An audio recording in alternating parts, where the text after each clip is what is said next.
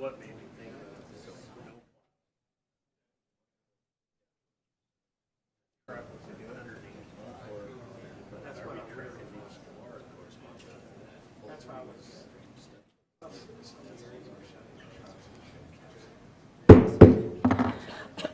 I'd like to call this Public Works Committee meeting to order for Tuesday, April 30th at 12:30 p.m. First part of the agenda is roll call and determination of a quorum. Shannon? Scott? Here. Here. Modrick? Here. Robert? Here. Thank you. Next up is the adoption of the agenda. Do I have a motion? So moved to adopt. second. Motion by Modrick, second by Nordstrom. All in favor? Aye. The agenda is adopted. Now it's time for general public comment. I have no request for public comment, but I'll have to let someone have a chance if they want that. It's a time for members of the public to discuss or express concerns to the committee on any issue not limited to items on the agenda. Action will not be taken at the meeting on any issue not on the agenda except by placement on the agenda by unanimous vote of the council members present. And now general public comment is closed. Now we'll go on to consent items 1 through 23. Public comment is open for those items, and I have no requests. Public comment is now closed. Now we'll go to members of the committee to remove any items they wish for separate consideration. And no lights? Okay, I'll go to, no? Go ahead. All right, well, I'm going to pull item 5, 19, and 23. I need a motion for the remainder to be approved. So moved. Moved by Modrick, second by Nordstrom. All in favor? Aye. That takes us to item 5. Authorize staff to advertise bids for joint ceiling panel repair Campbell Street project 18-2472/CIP number 50445. Estimated cost $400,000, excuse me. And I chose to remove this because I wanted to ask Dale Tech a couple questions about these ceiling and repair things that go on in the city. So, Dale, what is the difference between a ceiling repair and a pothole repair? That's an excellent question. We have two types of pavements that we utilize in the city, Rapid City. The first is hot mix asphalt, which is the black asphalt pavements that you see, and then we have the Portland cement concrete pavements, which are the white pavements. Over time, they both develop potholes, so they'll have failures on the edges, defects in the middle of the pavement caused by damage from one thing or the other, causes a pothole with the freeze-thaw cycle. So both pavements, the city street crews are out filling potholes in both those types year-round. This particular project is a panel replacement project, so that means we're actually removing the defect to the pavement and replacing it with brand new pavement. We're not resurfacing the entire roadway, we're just fixing the Portland cement road on Campbell Street, and then they have joints between each what we call panel, so that's a square of concrete. And it's very important to keep water out of those joints. So as part of this project, we'll go in and reseal those joints to prevent water from getting in. As I said earlier, water is one of the main causes of potholes. So that's why this is a very important part of this project, is to reseal those joints. Will that be similar to the project going on Main Street right now? Is that what you're talking about? Yes, indeed. The project on Main Street is, we're actually doing some underground work along with that, but we're replacing panels that are broken, doing some spall repair, and then resealing the joints. So that's a good comparison. Okay. How much money do we spend on street repair annually, Dale? Well, we have different pots of money. This particular funding for this is a capital improvement line item. Every year we put money aside for these types of repairs on our concrete arterial roadways, and then we have our streets budget, which are the personnel that we have and equipment that we have working for our streets division in Public Works. Their budget's roughly $2.5 to $3 million, and that covers everything that they're out doing on our streets. So that is everything from filling potholes to they do some minor concrete work places all over town. They do a lot of asphalt work, patching, even some very small paving projects. We do have a good number of gravel roadways in the city, so they're constantly maintaining those. So that budget goes for that, and then our capital improvements budget goes for these major type repairs that you see as item 5 today. So I guess a significant amount of that work happens now? Is that what we're looking at all over town? People doing potholes and work on roads? Oh, absolutely. Once the frost comes out of the ground, it's time to get busy, so. Okay, thank you for answering those questions. You're welcome. Need a motion? Move to approve. Second. Motion by Nordstrom, second by Modrick. All in favor? Aye. Motion is approved. Now on to streets. Oh, we just talked about streets. But item 19, approve advertising authority for purchase of one current model year single-axle sander with V-plow to be used by the street department for snow removal and sanding. Estimated cost, $185,500. And I have a couple questions for Dale on this. Again. So Dale, we're at the end of the season, so why are we buying a snowplow? We don't just go down to the snowplow store and pick up a snowplow. It takes, there's about a 9-month lead time. It takes a 6 to 9 month lead time to procure a snowplow. So they kind of build them as you order them these days for this type of equipment. Okay. All right. Well, that answers that very well. Thank you so much. And it's nice to know you're planning for next year already. Need a motion? Oh, okay. Excuse me, Richie. Thank you, Madam Chair. I'll make the motion first, and if I get a second, I'll retain the floor. No, oh, I'm sorry. I'm sorry. Make the motion to approve this, approve the advertising authority. I keep doing that, sorry.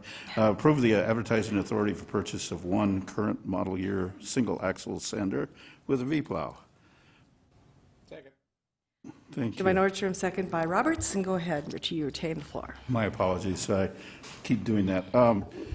I just want to applaud the staff for coming up with this V-plow technology that we found for us, because remember a few years ago we were talking about gates on our patrols or our road graders that when we remove snow, it winds up in the people's driveways. And now with this V-plow, it inverts itself, or the crew inverts the plow, and it is able to pull a lot of the snow out of the driveway. So this is a good technology to have around the city, because it does save us a lot of complaints, number one, and then will save us a lot of work as well in the future. So I really applaud the staff for coming up with this, or finding this technology to be able to do this. So that's my motion. Thank you. Motion has been made. All in favor? Aye. I guess it passes. Yes, okay, that brings us to item 23, authorize staff to advertise for bids for LaCroix Disc Golf and Trails Project, PR 19-6169, estimated cost $80,000, and we've got Jeff up at the podium. Hello, Jeff. Tell us a little bit about this project of changing over the golf course to a disc golf course, because I think that's kind of a nifty thing. It is a nifty thing, and thank you very much. This is a great opportunity for us to redevelop an area that was formerly used as a 9-hole golf course and turn it into a nice neighborhood park. And part of that is going to be the installation of some area for disc golf. We've had a request from the Black Hills Disc Golf Association and other people in the disc golf community to locate another venue on the east part of town. The two disc golf courses that we currently have in Rapid City are both either on Omaha Street or at Jackson Park, which are both in the western part of town. So this will give disc golfers and anyone else who likes to watch that an opportunity in another section of town to enjoy that sport. So we're very happy that we had a little bit of money in our budget to start the redesign process of that facility, and so the first thing that we're going to be doing is the installation of some disc golf holes, as well as some walking paths and trails at the area. I would expect maintenance costs of these kinds of things would be minimal. Very minimal, yes. Yeah, and so will it be up for this summer? Well, I think probably later in the summer or early in the fall, the construction should be complete. Well, thank you for making this happen. I was on the Parks Committee when we first saw the disc golf community show up en masse to ask for this from us, and I thought it was impressive since they had like 2 hours to mobilize. Right. And they got there. And so I think it's really important for our younger people. I don't know if it's played by a lot of people my age, but it certainly is a younger sport, and I think this is an important part of our community and an easy way to develop this new area. So thank you very much, Jeff. I don't have any further questions, no further lights. Do I have a motion to approve? Motion by Scott, seconded by Nordstrom. All in favor? Aye. That brings us to the end of our consent calendar. And it's, public comment will now be opened on items 24 through 31, although I don't expect much on items 29 through 31, but we'll see. So we've got Kyle Treloar, and he wishes to speak on items 24 and 26.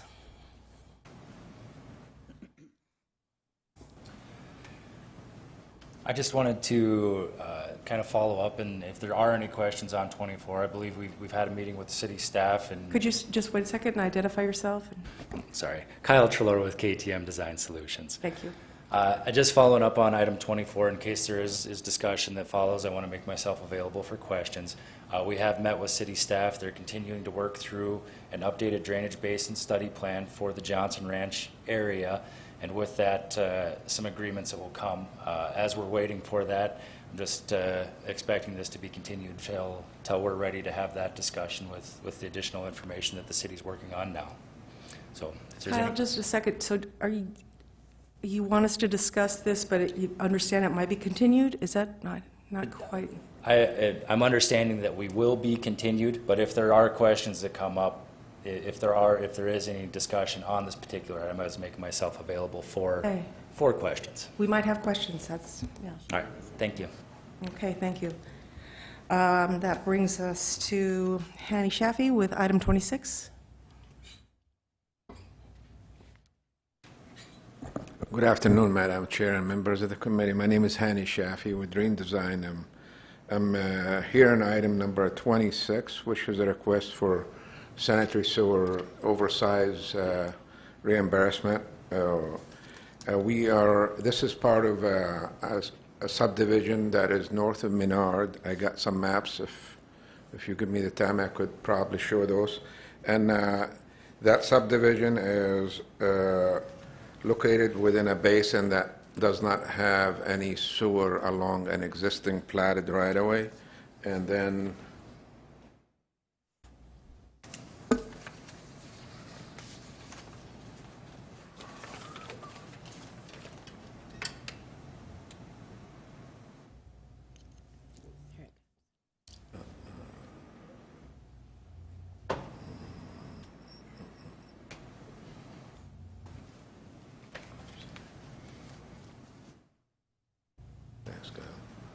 Okay. This is the subdivision. This is on the north side, which is the bottom of the page. Sorry, well, I could switch it around so it should fit pretty good. The north side, which is the top of the page, is the railroad tracks, and north of that is a building called Feeding America, and to the left is Rushmore Crossing, and to the bottom of the page on the bottom left-hand side is Menard. This is an industrial park that includes railroad tracks and detention pond, which you are going to be acting on one item regarding that. Our request was to get an oversized payment for a sewer line that was extended as part of a subdivision. And that sewer line serves a big basin that is approximately 170 acres, and sorry about that. That 170 acres extends to the south. That includes properties on the west side of, which is about right in here. Sorry about that. Wow. That's on That's a, oh, boy, I'm drawing squares instead of.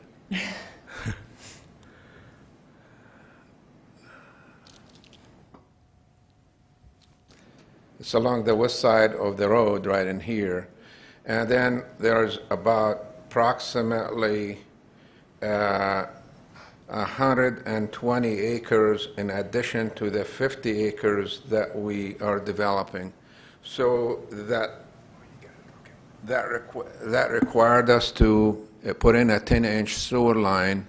And also this existing sewer is only on Eglin Street.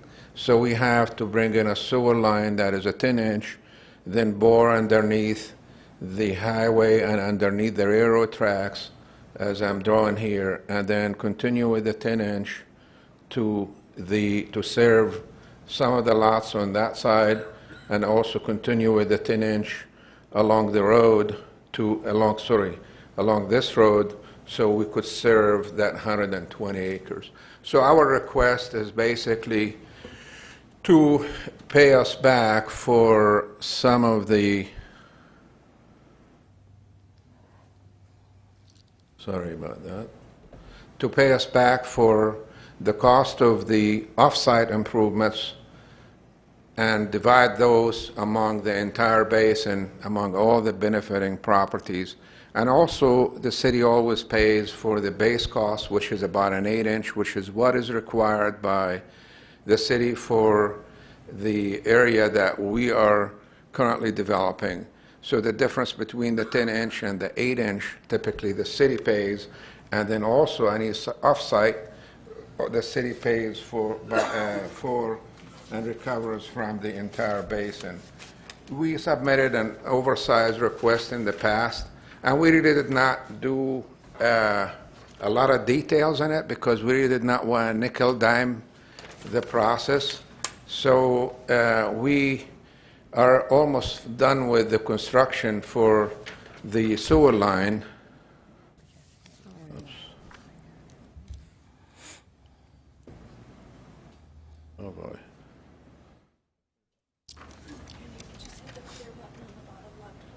Oh, excellent. Thank you. This is the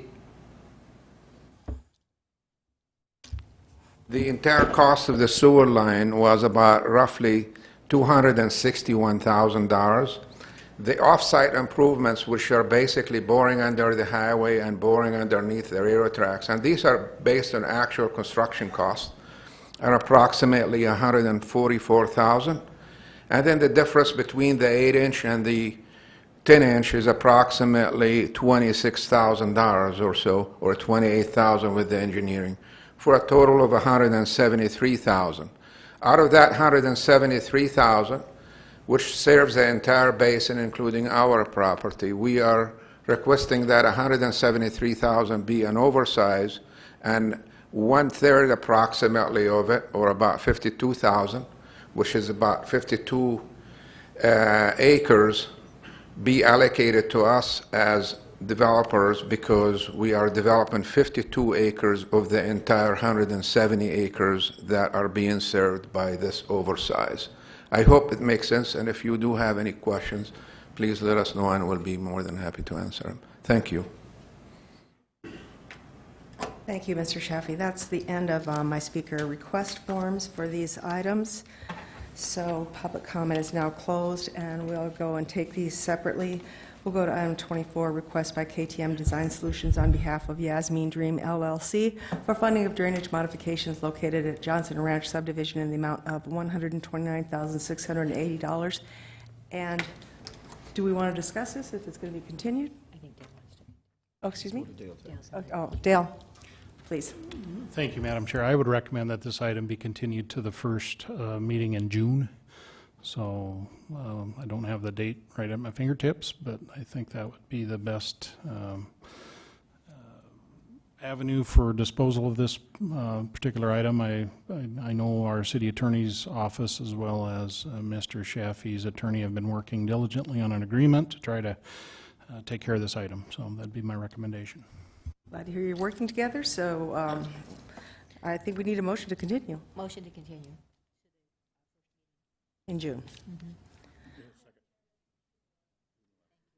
Thank you. Motion to continue until June 11th by Modrick, second.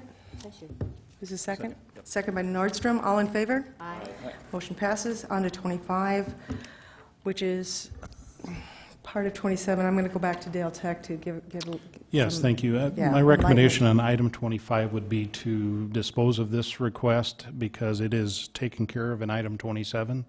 So my recommendation on item 25 would be to deny that one and then approve item 27 as it appears on the agenda. Okay, go to Amanda Scott. Madam Chair, I believe we can also just table this item, and that would dispose of this item as well. So I'd like to make that motion just to table, item number 25. Motion to table by Scott, second by Nordstrom. All in favor? Aye. Oh, excuse me. Hold on. We got a... That's right. Okay, thank you, John, for that clarification. And motion has been, this item has been tabled. Okay. Brings us to item 26, request by KTM Design Solutions on behalf of Yasmin Dream LLC for reimbursement for repayment of one-half of construction costs for sanitary sewer improvements for North Valley Park in the amount of $110,445.05. Chair recognizes Amanda Scott. Thank you, Madam Chair. No one else was buzzing in. Yeah. So, and then Alderwoman Modrick buzzed in. So I'd like to start by asking Mr. Dale Tech a question, if I may. Go ahead. So, Dale, Mr. Shaffey presented some information on item number 26. Staff is recommending denial, but I noticed the wording on Mr. Shaffey's numbers that he put together was an amendment request. Was that a request made by the city to make this an oversize? No. The information he provided today, that's the first time I've ever seen that. So we're working off of the information that Mr. Shaffey provided some time ago to the tune of $110,000. I believe the attachments to this is a letter that I wrote back in December explaining why city staff did not support this, as this is not an oversized request as he had submitted it. It was just a request for funding to recoup the other half, to be fair, I believe were his words. So the other properties that benefited from this on the west side of North Creek Drive would have to pay something to hook up, and he'd get reimbursed for that. We recently had a meeting, and he, I believe, agreed to the City of Rapid City doing a construction fee in his name on his behalf, so when other properties hooked into it, he would be the recipient of those construction fees. Did I just hear you say that you and Mr. Shaffey have already agreed to do that? To make a construction fee so that anybody tying into this in the future the funds tying into that would go back to Mr. Shaffey? Yes. Oh, so you guys, thank you, Mr. Tech. Madam Chair, may I ask Mr. Shaffey? I think you should. Thank you. Hi. Mr. Shaffey, Hanny, would you mind coming up?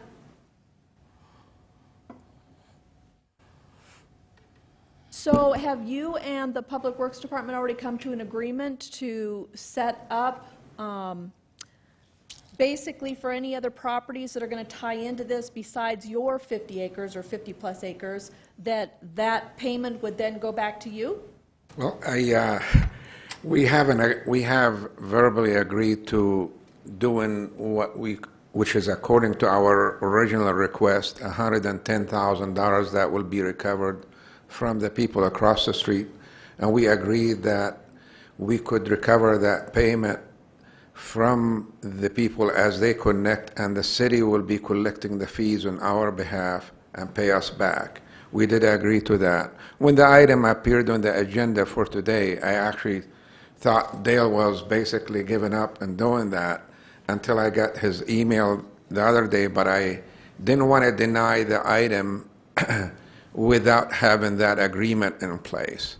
You know, the agreement for reimbursement from the folks across the street, which ends up being to us about $10,000 less than what we would have under the presentation that I just did. And I'm not looking for the extra 10,000. I'm just looking for an agreement prior to denying the item today. So if we want to continue it until we get that agreement in place, that probably be the logical approach for this. All right, thank you, Mr. Shafi. Thank you. I'd like to ask a follow-up question of Mr. Del Tec then. Go ahead. Thank you. So Dale, I'm hearing that there's still a discussion going on here, would staff support continuing this until that June meeting as well? I think that is most certainly an option. However, what we need from this group or from City Council, since this is out of the ordinary, is for the City Council to direct this agreement to happen. Once again, the request that he has on the agenda is just to be reimbursed for half the cost. This direction, this construction fee is a completely different, it's going to be by resolution through the City Council, so I believe City Council needs to direct city staff to make the effort to get that agreement on an upcoming agenda. All right. And, Madam Chair, may I ask the city attorney a question at this point? Go ahead. Thank you. Yeah, it's not on the agenda. So, Joel, since that is not on today's agenda, this is what I'm thinking, just because I know I'm talking, so I can't make a motion, but this is what I'm thinking. If we continue item number 26 to June 11th, that would keep this item open while we kind of work through these things. And then on the next Public Works, we could potentially put that discussion item so that we can also ask, because I noticed that Pauline is not here from her staff, and I'm assuming it would be the finance office that would have to track this if the city is going to collect the fees and reimburse a developer. Is that correct? Yeah, that would be correct. I don't know that you have to put the discussion on another. If you want to direct us on Monday night, I would wait till the finance officer's here, because I'm well aware she has some opinions about the collection of construction fees. Have the discussion on Monday night. If Mr. Shafi, you want to honor his request to not remove this item from the agenda on Monday night, continue it to a future Public Works Committee meeting and direct that simultaneously staff bring back a construction fee resolution, then it will be on an agenda. Everyone will have notice of it, and you can have the discussion at the same time. All right. Thank you, Joel. So at this time, I'll just close by saying I think the best thing we can do is, if we're going to wait till Monday night, is maybe send this to council without recommendation, and I can support that. So if someone wants to make that motion. Thank you, Madam Chair. Chair recognizes Lisa Moldrick. Thank you. With that recommendation, I'll make a motion to recommend that as well, to send to council without recommendation. With further information, I could retain the floor for just a moment. So if we could also get some updates in our links, because the one that we have with 110,000 goes back to August of 2018, and we've got some new data. I hope that we can get that information in there as well, so that we've got continuity in our information that we're receiving, because we have an update going on, and this 110 was from August of 2018. It doesn't show the difference that's being negotiated. Madam Chair, if I may. Alderwoman Modrick, I agree. Like I said, this is the first time I've seen this information, so any additional information would be germane to the discussion. Thank you. Great. So if Mr. Shafi could put that to Dale's hands so we would have that to work with, that would be great. Thank you. Okay, motion is to move to council without recommendation. All in favor? Aye. And it is so moved to Monday night. We go on to 27, authorize mayor and finance officer to sign an agreement between the City of Rapid City and Yasmin Dream LLC for negotiated reimbursement in the amount of $184,725 for stormwater detention improvements in North Valley Park development.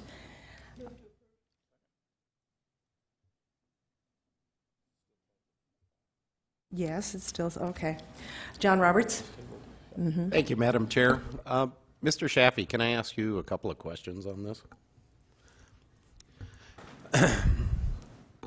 This is a huge difference between what you were asking and what you're settling for. I'm just kind of curious about, I know the cost of doing a lot of these things, and I just wanted to make sure you're okay with this, or is this just where you think you have to settle out without keeping this out of court?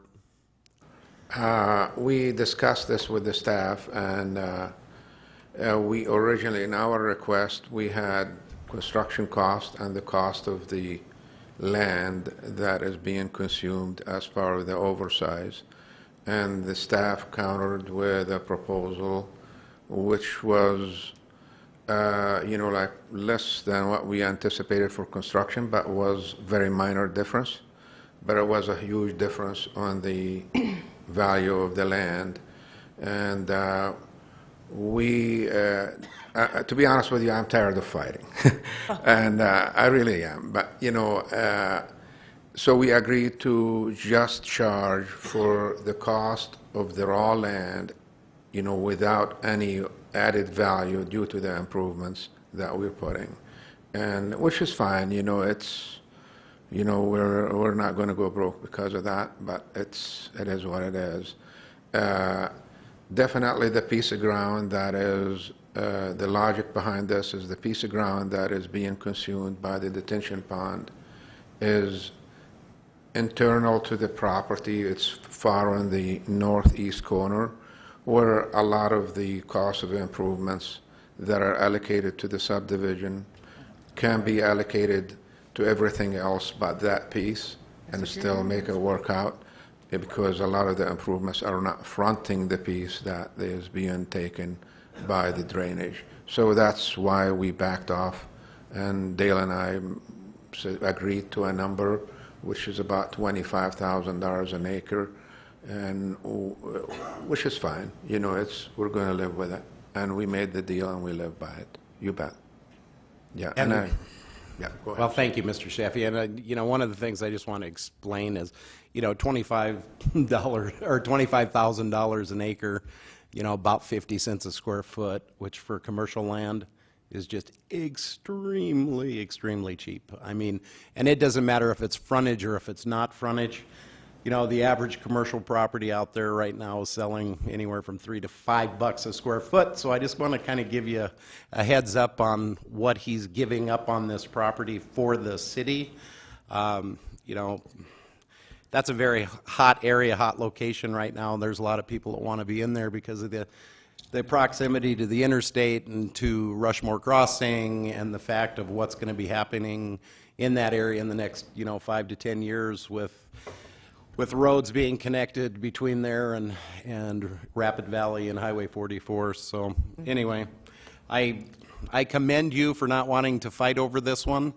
It's valuable property to be giving it up for that price. So anyway, thank you. I have a couple questions for Hanny Shafee, please.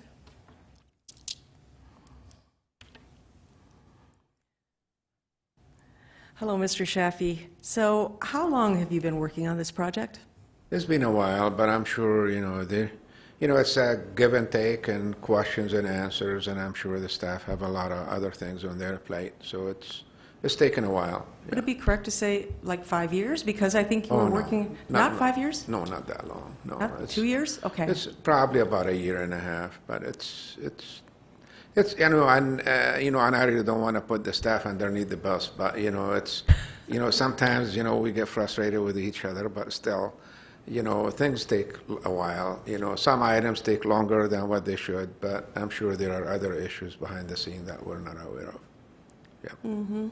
Well, so you think that as soon as we get this kind of passed and get past this by June, that you'll be ready to start, at least work on that area and getting your development going? Is that what you hope to have happen? We're actually proceeding, at our own risk right now, and we put in a bond for $1.1 million for the improvements, and we're hoping to go vertical with some of the buildings soon on that area. The sewer is almost half finished, and we're hoping to pave the road, and we're working with city staff to make sure that the drainage in that regional area is accommodating the regional stuff and taxpayers are protected. So, yeah. Okay, thank you. I guess it's just a comment right now, because we are going to be deluged with developers and people that want to develop this area and our city very soon. And I would just like to, I love the fact that you guys are working together and working these issues out. I just wish it would happen a little quicker. You know, I don't know how I can make that happen, but we are going to have to streamline practices, I believe, within the next couple years to make sure that we're able to meet the need for homes and dwelling units in our city, outside our city, and near our city. So I just hope that these kinds of things can be resolved a little quicker and that we work towards getting these developments going because we're going to need them very soon. So thank you for all your patience on both sides, but I think we need some streamlining going on, and I'm not sure how to make that happen. But I hope that we see some quicker resolutions in the future. So we're here at item number 27. Motion is to approve. All in favor? Aye. Those opposed? And the motion carries. On to item 28, acknowledged Public Works Department Solid Waste Division Operations Overview and Update. Hi, I'm Dan Kuhn. I'm the Assistant Public Works Director. Last November in 2018, we hired a new solid waste superintendent, and it occurred to me a couple weeks ago that I had been remiss in my duties in that I had not introduced the new superintendent to this committee. So I'd like to take the opportunity today to introduce our new solid waste superintendent, Stephen Paulai. Steve comes to us with 27 years of experience in the solid waste industry, all of that in the private sector. His focus has been on the collection or hauling side of the solid waste business. He's brought in a new perspective and some great new ideas to our solid waste division, and we're very happy to have him. And so Steve is going to give a short presentation today on the status of the solid waste division. So with that, I'll introduce Stephen Paulai, our new solid waste superintendent. Thank you.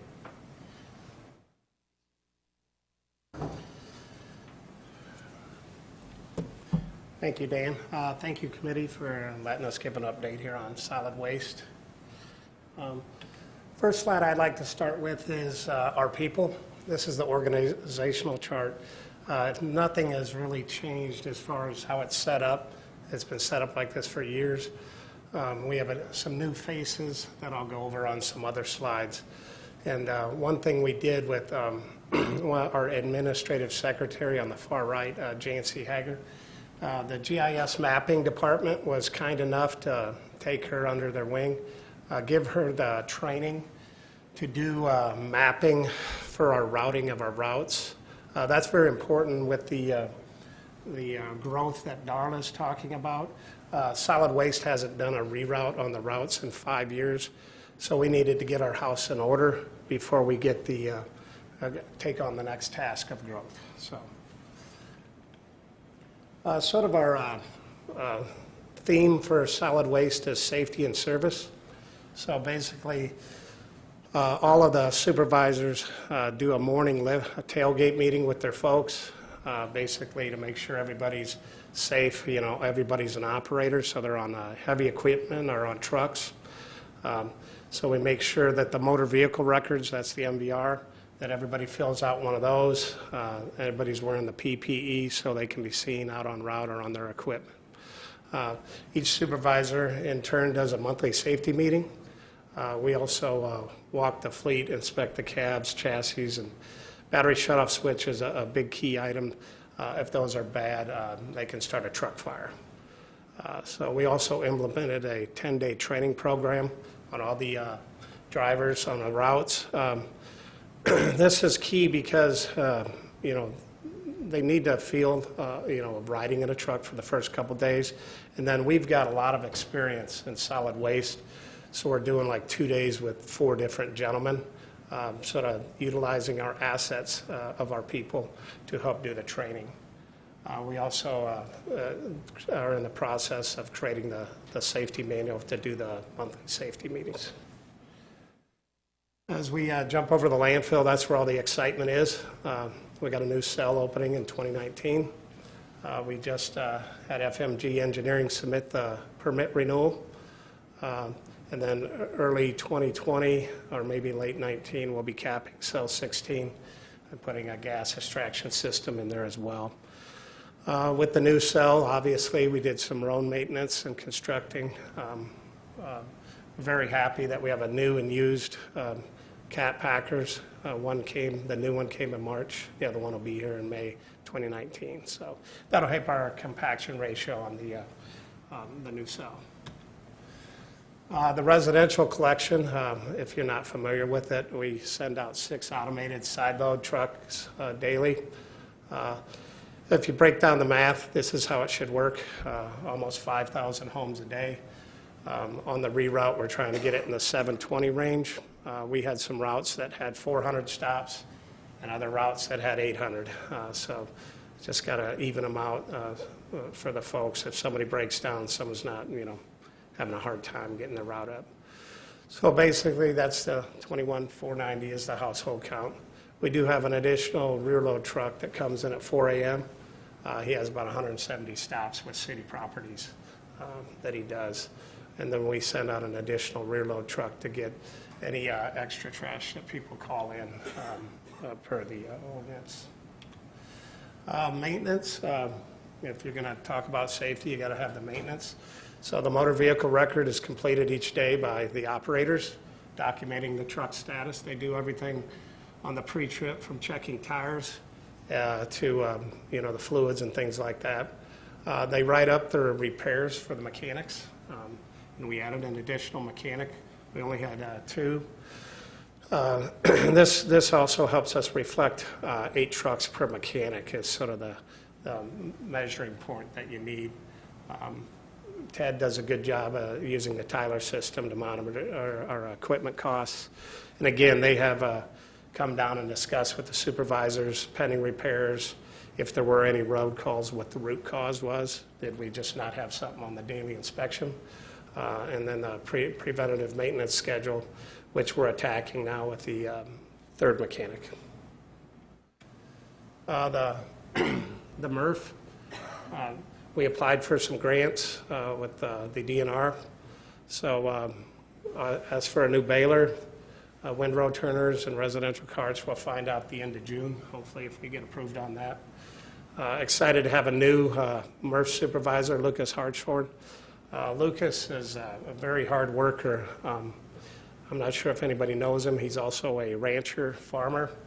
So his days end about 6:30 or 7 at night and start about 4 in the morning. So we're lucky to have him as a supervisor. His maintenance team is utilizing Tyler as well to track maintenance work orders, sort of what each guy's doing each day, and so we can project, like the baler we're asking for. If you have multiple work orders on that baler, we can have justification that, hey, we're spending too much money on repairs. So the maintenance team also constructed a new hopper to process aluminum cans that go into that baler. And we've got 2 new forklifts that came in a couple weeks ago in March. And any questions? Chair recognizes Lisa Modrick. Thank you. I'd like to make a motion to acknowledge the report. Thank you, and if I could retain the floor. Sure. I want to welcome you. I'm excited to meet you personally. We've had a little exchange on some emails, and I just have to share with the public as well. We have the most state-of-the-art solid waste it's really quite amazing, and anybody that has an opportunity to tour it should do so. It is up to the state of art, and I've had many questions where people have asked me, do we really recycle or do we just push everything into the same pile? And when you get there to solid waste and you see how it operates, it truly is sustainability. It truly is recycling at its finest. And I know that our facility is, I don't even think we have a facility like this in Sioux Falls, so we're very, we have the benefits of that from wise decisions that were made visionarily to today. And I just thank you for bringing your new expertise, or your old expertise, into our lovely city, and I welcome you. So keep up the good work. I love our solid waste department. Thank you. Thank you. That's kind of an odd thing to say, but I get it. Chair recognizes Richie Nordstrom. Thank you, Madam Chair. A couple of quick questions for Sure. Mr. Pollack. We just passed an ordinance recently on the yard waste sites. Have you had an opportunity to kind of work that into your system yet, and what's your perspective on it? Well, the yard waste, we sort of got hit right out of the gate, but we've added roll-off drivers there, and then we have a rear loader that also, not to piggyback on a different subject, but monitors for any illegal dumping as well. So we're checking it twofold, but we've got more scheduled roll-off drivers during the day to help handle the yard waste. Last question I have for you is, do you anticipate any changes to the alley service? Yes, we do. Just in certain areas we're going to target. Automated trucks are made for subdivisions. They're not really made for alley service. So if you're going down, the arm's extended, you hit a telephone pole or a vehicle, that's what damages them. To rebuild these arms is about $4,500. So the Mount Rushmore area we've sort of targeted, that we would move those out to the street, but it would be a case-by-case basis before we make any decisions. But we wouldn't move the whole town because obviously there's areas we can't do it. So. Yep, and it's a change. It's a change as well Right. for the citizens. One more quick question for you: have you submitted your budget, and are you okay with it? Meaning that are we getting on track, staying on track with your budget? Yeah, we're on track on our budget. The one thing we have in is basically anything over $1,000 my supervisors and I discuss. One thing we don't sacrifice is safety or service, but we also need to make sure that the things that we're purchasing are what we need instead of a wish list. So, Thank you, Mr. Pauly, and again, welcome aboard. Thank you. Just a comment, and then I'll let you fellows go, but I worked with Stephen and Dan last fall on getting this new ordinance to get the fines increased for illegal dumping. You guys were great to work with, took the concerns seriously, and really ran with that ball. And I appreciate the respect you gave the concerns from my constituents and working on that so we could get it done, and also with some help from the attorney's office. So great job, and it was really good experience for me to work with you. So thank you. Thank you. So the motion is to acknowledge. All in favor? Aye. Okay, thank you very much. Thank you. We're on to some more items from community development, some presentations, and we're going to start out on item 29, socioeconomic report, informational only. Good afternoon, Kelly Brennan, Long Range Planning. I think he should be bringing up some slides here.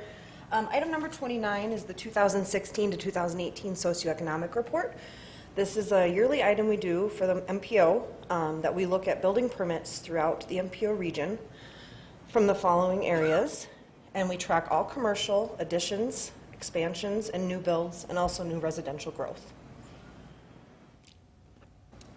So starting with residential, this is 2018, just breaking it down between single family and multifamily, how the growth is happening. And also in the bottom right, you'll see how many new dwelling units that we've had over the last 3 years.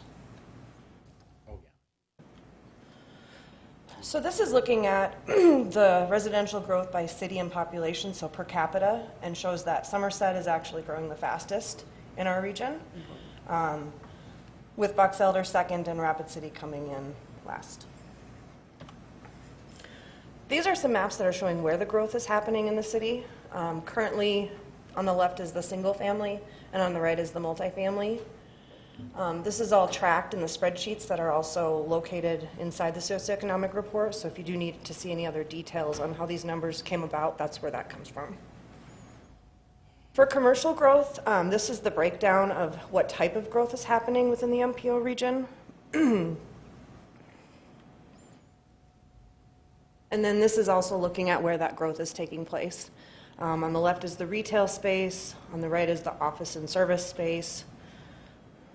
You will notice on the left that we did lose, we have some actual negative percentages, and that's where we actually lost more retail than we did gain any in those areas. Same with this one. This is showing the increase and/or decrease in industrial and public. And lastly, I just wanted to point out, we sorted through all the building permits for the last 3 years, and these are the highest valuations that the city has seen. I'm sure some of you have noticed that these are happening, but this just kind of gives you an idea of some of the bigger things that are going on. The report will be available on the MPO website. It's actually currently not posted because we were not able to hold our MPO meeting this past month.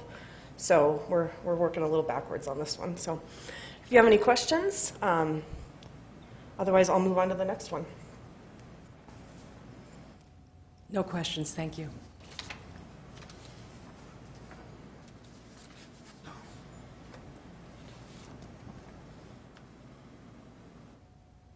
Okay. Item number 30 is the Coordinated Public Transit Human Services Transportation Plan.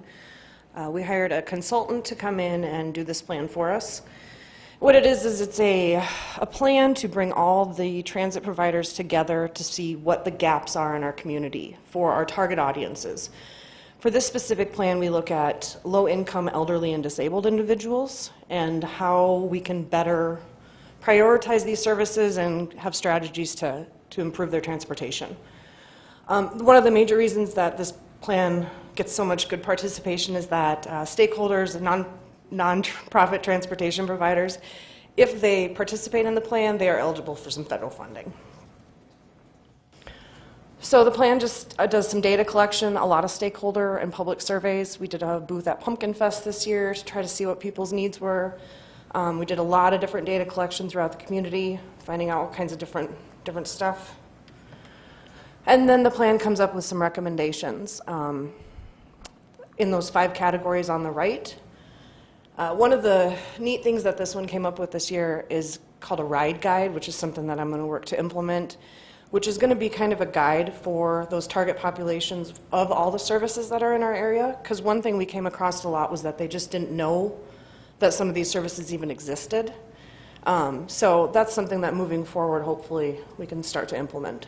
And again, this will be located on the MPO website when it's approved.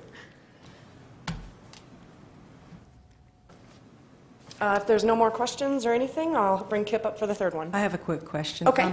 With your ride guide, are there any plans to do printed versions of those? Because I don't know if everybody has access to internet. It would definitely be printed. It would be something that we would hope to hand out at senior centers, community gathering places, the Live Well Black Hills when they have events, those kinds of things that we would be able to hand it out. And again, that's moving forward. That's not something that was a part of this plan. It was just a recommendation from the plan.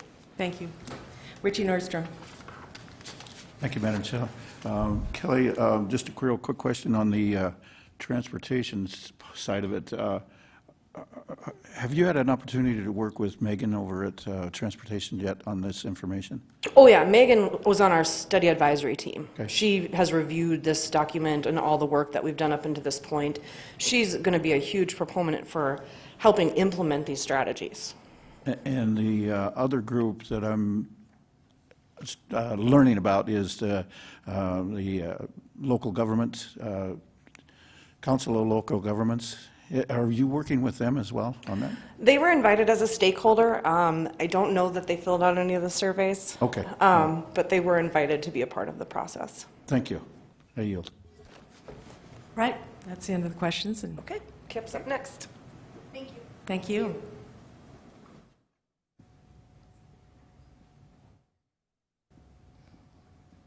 We have the East Rapid City Traffic and Corridor Analysis Study.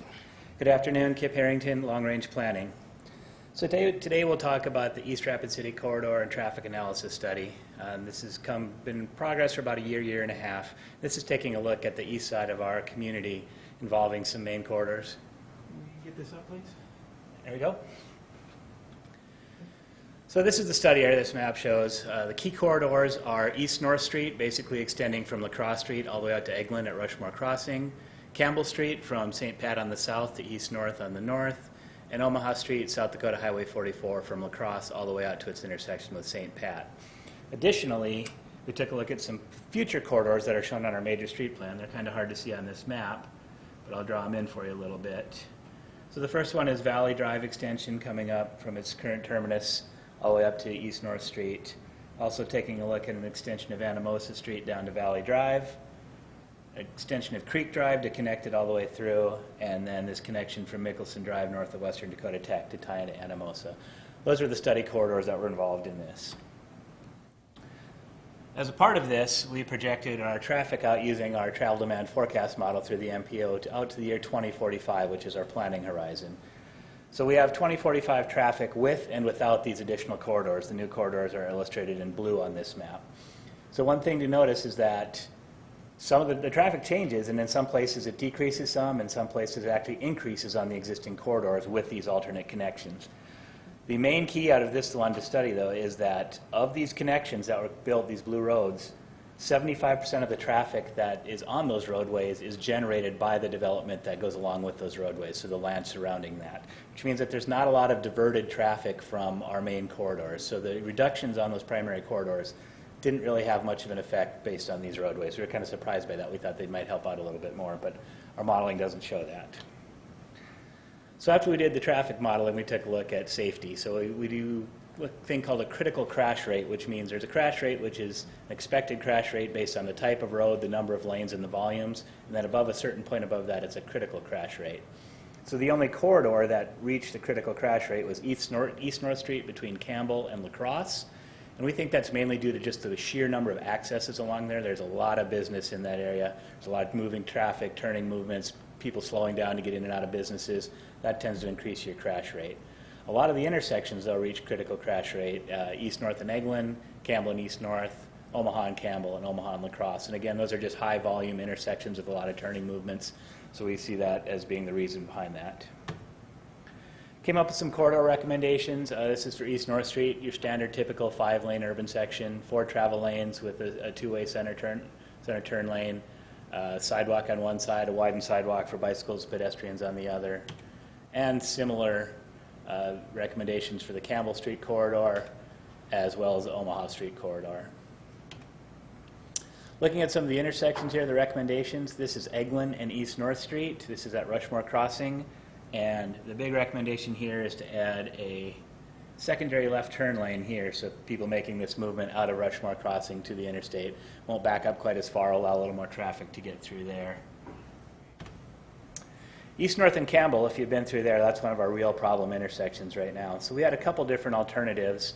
We have the first one on the left with standard turn lanes, which would be double right turn lanes northbound and double left turn lanes westbound. This didn't work out as well as we had hoped. And so then on the right, we have what's called the displaced left turn lane, which is a newer concept that we don't have anywhere in the city or in the state right now. It's previously known as a continuous flow intersection, but that's kind of a misnomer because there's actually more traffic signals. And I'll show you a little more detail on the next slide. So in this one, this is the displaced left turn. And so if you were heading into town, say from the interstate or that Rushmore Crossing area, and you wanted to turn left onto Campbell, you would actually get in a left turn lane right about here by Enterprise Rent-A-Car and have a traffic signal that would stop you. And when that traffic signal turns green, you cross over to the other side of the northeastbound traffic and then make your left turn here. And what that does is it removes that turning conflict, so you're not crossing traffic at the main intersection. It's kind of a new concept. It's a little tricky, but it seems to work really well in this application right here on this intersection. Here's another graphic. You can kind of see how if you're red going this direction, the left turns actually come over here and make this turn this way, while the through traffic comes through in between them.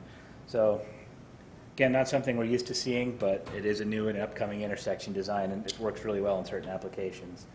And here's another graphic of it that shows how the green lanes, how they cross over and make that left turn, and how then the right turns are on the outside of that. East North on La Crosse, standard intersection. Basically, the recommendation is to add some turn lanes, achieve a little more traffic flow that way. And then Campbell and Omaha, we took a look at 2 different intersection alternatives here as well. So we have the standard turn lane improvements, which would just be the addition of turn lanes, your standard intersection. And then we took, on the right, we took a look at the displaced left turn for Campbell over here and over here. And this actually moved traffic through the intersection a little bit more, but what it did have was it had a really negative impact on all those businesses that surround that corner. all those car dealerships at Omaha and Campbell really restricted their access from all directions, made it very difficult. We had a chance to sit down with all those business owners and discuss their concerns. They didn't like this because it restricts their access. It would be harder for people to get in and out of. And we have a lot of unfamiliar drivers that come in from the rural areas that come to those dealerships, driving big trucks, pulling trailers. They're concerned about their ability to navigate these intersections. So we were able to make some changes to the standard turn lane improvements, work on signal timing, things like that, and make it so that the standard turn lane improvements move traffic almost as well as the displaced left turns, but also provides a much better business access. So that's a part of this process, is trying to balance those out and make some compromises on how can we get the best traffic flow while still providing business access. So we think we were able to achieve that with the standard standard turn improvements. Campbell and St. Pat, just addition of a few extra turn lanes will really help improve operations at that intersection.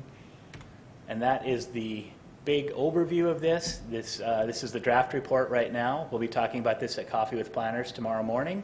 We'll have a lot more detailed maps, things like that, so if you're interested, please come to see that.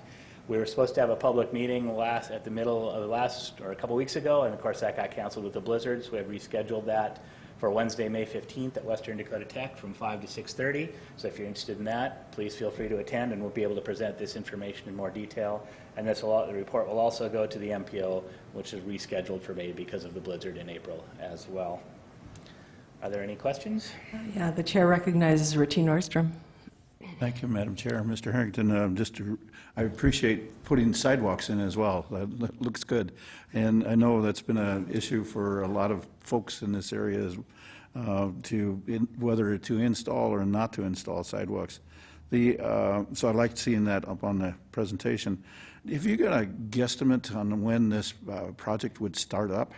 Well, once we get the recommendations approved, then it will go in through our CIP, and we'll take a look at capital improvements and when these improvements can be done. Now, part of this, in 2021, the DOT is going to work on redoing the Omaha and Campbell intersection. So they're going to take out those right turn lanes that are there, those big islands as well. Those lead to a lot of rear-end collisions. So they're going to narrow up that intersection.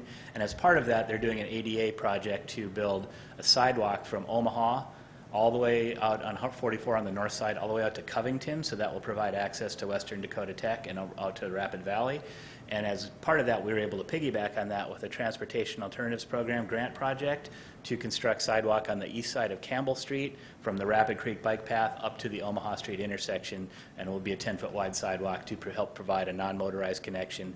So if you're on the bike path or the Greenway path, then you can take that up, get on the north side of Omaha, and get out to Western Dakota Tech without ever having to be on the roadway. Thank you. I appreciate your making that announcement. We'll have this on the planners meeting or Coffee with Planners. Yeah, and again, that project is scheduled for 2021 at this time. I appreciate it. Thank you. I yield. Great report. Thank you so much. Thank you. You can just say it. Okay. Motion to Second. Motion to acknowledge. All in favor? Aye. Aye. Okay, so thank you, everyone, for being here. I just have a quick announcement. The forum for Ward 5 that was scheduled for today at Milaluzahan at 3 o'clock has been postponed until June. We hope the snow will stop by then, and we'll be able to have our forum. I need a motion to adjourn. So moved. Second. Moved by Nordstrom, second by Modrick. All in favor? Aye. We are adjourned. Thank you for your